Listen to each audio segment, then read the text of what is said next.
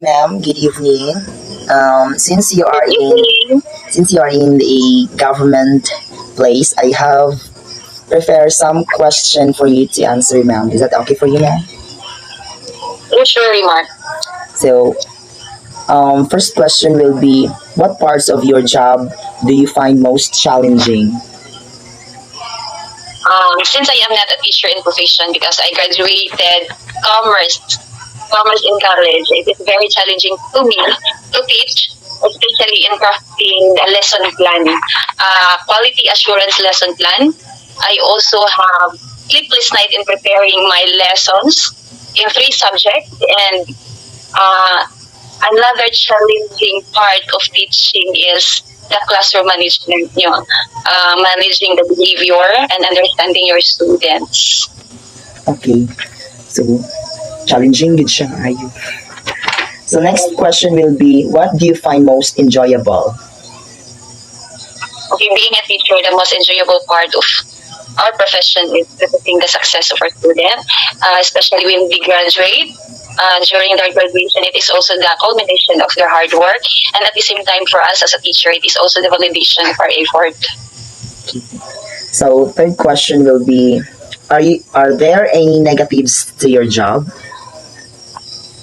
And negative, yes, of course, the limited resources that we have sometimes it hinder us as a teacher, to teach effectively to our students, especially if we don't have that what we need to teach our students. And it limits us to become effective as a teacher. And how many hours do you work in a typical week? We really work 40 hours, that is 8 hours per day. Oh, okay. Could you describe one of your typical work days? Typical work days for me, I woke up at 4:30 and prepare for the day ahead.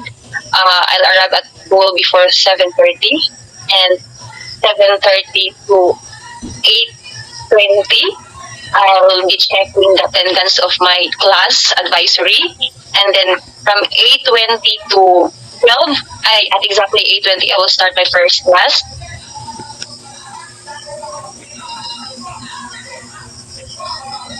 For lunch break until 1, and at 1 p.m.